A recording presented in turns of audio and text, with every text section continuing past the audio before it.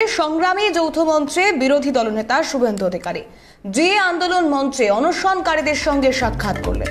৭২ ঘন্টা অতিক্রান্ত, এদের কিছু হলে আগুন জ্বলবে বাংলায়, নবান্ন অভিযান করুন, আমি পাশে থাকব, নিঃশর্তে পাশে থাকব, যে আন্দোলনকারীদের শর্তকে সমর্থন করি। আন্দোলনকারীদের এমনটাই বার্তা বিরোধী দলনেতার।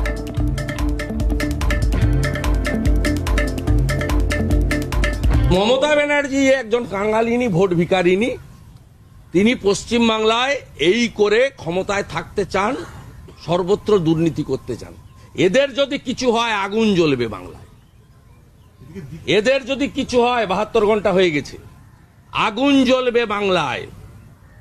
আর আমি ভাস্কর বাবু সহ সমস্ত দাদাদের সব বলে যাচ্ছি, যেভাবে করছেন সব ফ্ল্যাগ সরিয়ে দিয়ে ডাকুন নবান্ন অভিযান। আমি আপনাকে বলছি, আমি থাকব।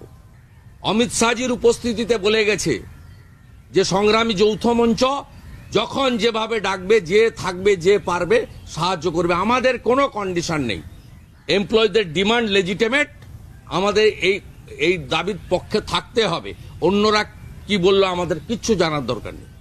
আনকন্ডিশনাল সাপোর্ট আছে আমাদের। সাহস থাকলে করে দেব। যারা প্রাণ আত্মাহুতি দিতে চায়, অনশন মানে কি?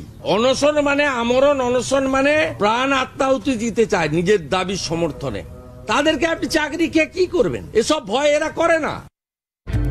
এই মুহূর্তে সেই ছবি, আগে বক্তব্য শোনালাম এবং সেই ছবিও আপনাদেরকে দেখাচ্ছি। আজ সকাল সকাল দোরেনা ক্রসিং থেকে রেড রোড পর্যন্ত মিছিল করে তারপর নেতাজির মূর্তিতে মাল্যদান করার পর সেখান থেকে সরাসরি পার্শ্ববর্তী এই অনশন মঞ্চ, যে আন্দোলনকারীদের অনশন মঞ্চ, সেখানে চলে যান শুভেন্দু অধিকারী। সেখানেই কথা বলেন আন্দোলনকারীদের সঙ্গে, অনশনকারীদের সঙ্গে।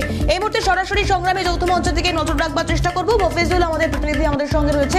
মফিজুল, আজ সকাল সকাল শুভেন্দু অধিকারী তিনি নির্দিষ্ট কর্মসূচি সেরে সরাসরি জিএ মঞ্চে চলে গেলেন, তাদের সঙ্গে কথা বললেন, তাদেরকে এগিয়ে যাওয়ার শুধু নয়, নবান্ন অভিযানের ডাক দেওয়ার বার্তাও দিলেন যে নিঃশর্তভাবে তিনি তাদের পাশে থাকবেন, তার দল তাদের পাশে থাকবেন সবসময়, এমন বার্তাও দিতে শোনা গিয়েছে। কি পরিস্থিতি এই মুহূর্তে?